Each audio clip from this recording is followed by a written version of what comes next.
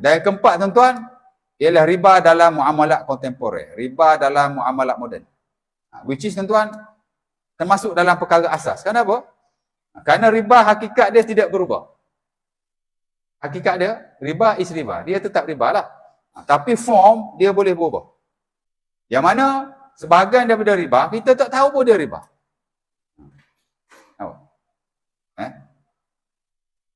Kadang-kadang boleh jadi ditukar namanya. Biasa hari ni tuan, orang tunggang nama. Dia tak Islam mana dia guna nama Islam. Ada juga gitu.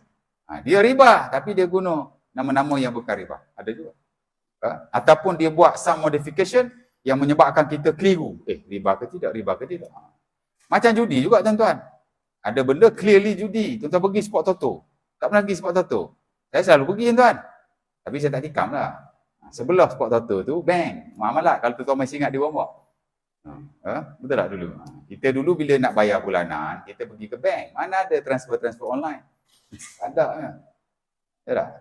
10-15 years ago kita pergi bank sini. Sebelah bank muamalat kau tuan-tuan tahulah di Gombak tu, Taman Samudera tu, ada sport toto. Sambil-sambil kita nak tunggu nombor kita naik, kita duduklah sebelah sport toto tu, saya tengok aja. Itu tuan-tuan tahu, judi. Tapi ada benda yang tuan-tuan tak tahu. Jom Ji, lawan malam ni badminton. Haji dengan saya. Ni berlakon dia tak pandai pun saya badminton. Haji letak RM10, saya letak RM10. Lawan, siapa menang dia ambil. Ataupun, Ji, jom lawan malam ni. Siapa kalah dia belanja kalau letak duit tu mungkin kita tahulah judi. Ni kalau belanja. Ji, jom kita lawan malam ni. No. Ajak main-main je ni. Kalau belanja. Okey. Ramai orang buat. Itu judi. Ya. Kalau saya kalah, saya belanja awak. Kalau awak kalah, awak belanja saya. It is gambling. Ataupun one type of gambling. Dia satu bentuk daripada judi. Judi apa Ustaz? Dah dia kalah, dia belanja. Kita dah pakat awal-awal kan? Kita dah redo. Redo tak redo? Dia tak kira redo tak redo, muamalat ni. Ada orang ajar tuan-tuan. Baru lagi, few months ago. Nak mengelakkan riba. Bila kita berurusan, terutama dengan perbankan ke apa, dia kata, masa kita buat urusan tu, kita niat dalam hati. Aku bukan pinjam ya, aku buat pertukaran. Duit dengan rumah, duit dengan motosikal, duit dengan kereta. InsyaAllah dia kata salah satu cara untuk mengelakkan riba. Ramai orang tegur, termasuk saya sendiri. Macam mana? Ya, boleh hajar muamalat pakai niat pula. Muamalat bukan ibadat. Ibadat memanglah niat salah satu syarat sah. Muamalat tuan-tuan, tidak ada satu pun syarat sah dia niat. Tak ada. Bahkan dia tak boleh merubah hakikat riba sama sekali. Dia bergantung kepada tindak tanduk kita muamalat ni. Awak buat cara riba, dia tetap riba. Awak niat gapo pun. Awak niat tukar menukar, tetap jadi riba. Riba moden ni dia banyak tuan ya. Tapi saya rangkumkan hanya 3 saja. Pertama ialah riba dalam sistem perbankan konvensional. No doubt. Sepakat ulama keseluruhan. Global baik, tempatan baik. Sistem perbankan konvensional ialah sistem yang berasas pada riba. Dan umat Islam tidak boleh sama sekali terlibat dengannya. Walaupun masih yang terlibat. Bahkan market konvensional masih menguasai sistem kewangan pada hari ini. Unfortunately lah ya. Yang kedua ialah riba dalam pertukaran mata wang. Ramai orang tak tahu riba tuan. Di Lembah Kelang ada beberapa tempat orang tukar duit lama dengan duit baru dengan harga yang tinggi. RM1 kalau ada nombor siri dia very very unik. Dia beli dengan RM1,000, RM2,000, ada sampai RM5,000. Hanya only RM1. 1 RM duit lama saja. Awak bagi duit RM1 lama awak, dia bagi kat awak RM5,000. Nak? Duit yang nak lah. Tapi kalau tuan-tuan terus buat pertukaran begitu, mata wang sesama mata wang, dalam keadaan yang masih sah diperlakukan, maka ia adalah riba. Itu kita panggil riba fadl. Ya. Riba fadl ni riba dalam bab mata wang lah. Nanti saya akan sentuh sikit. Okey. Pertukaran mata wang penting sama sekali. Terutama jika ia mata wang yang sama. Tapi kalau awak nak beli share saya, hak baru, hak lama ni. Ya. RM5,000, ya RM5,000. Awak boleh tak tukar RM5,000 RM tu kepada duit dolar Singapura. Jadi awak bagi RM1 RM, awak ambil dolar Singapura, maka boleh.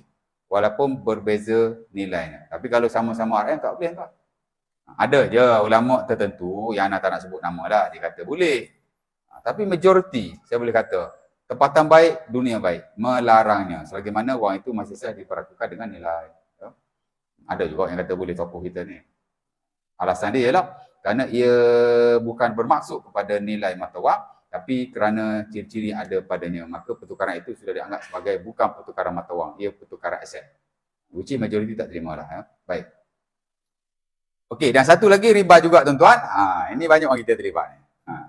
Dia panggil riba dalam urusan pelaburan.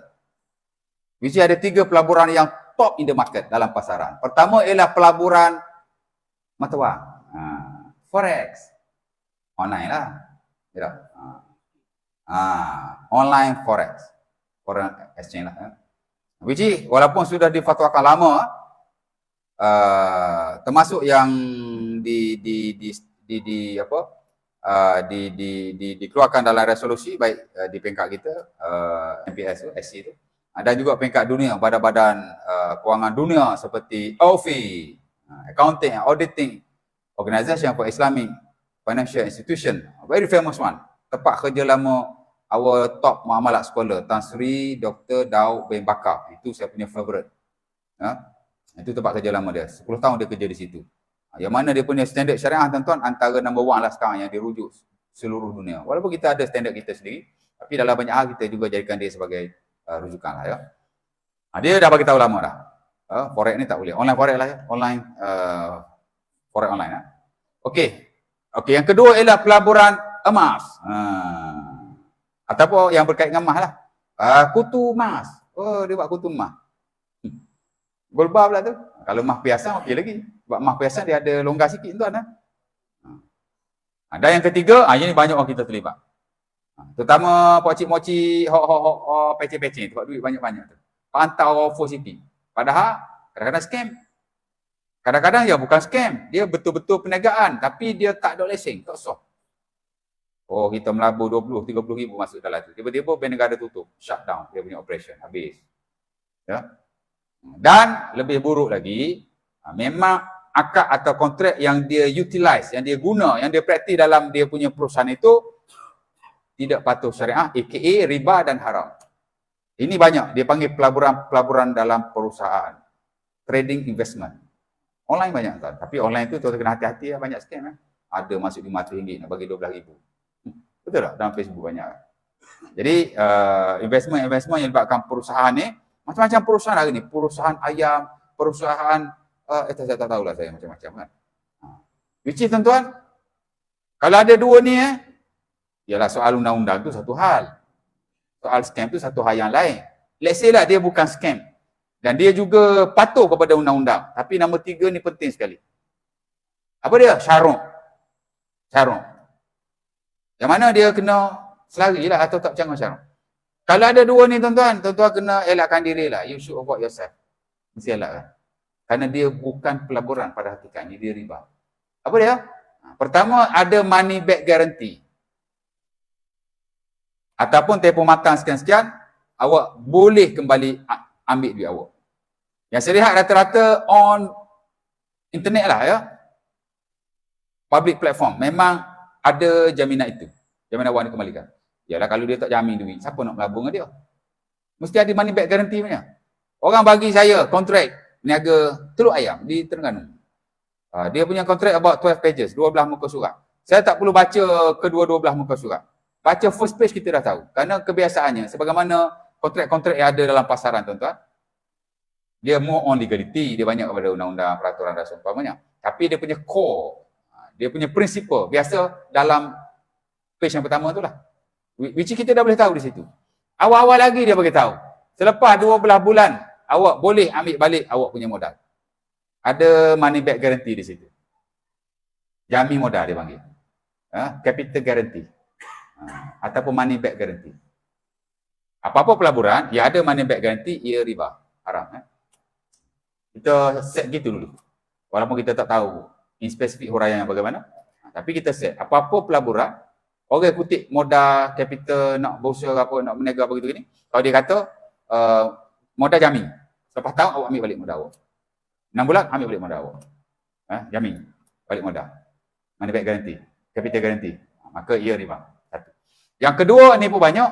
Ada profit guarantee. Dia panggil jamin untung lah. 1%, 2% every month. Of course lah kalau every week.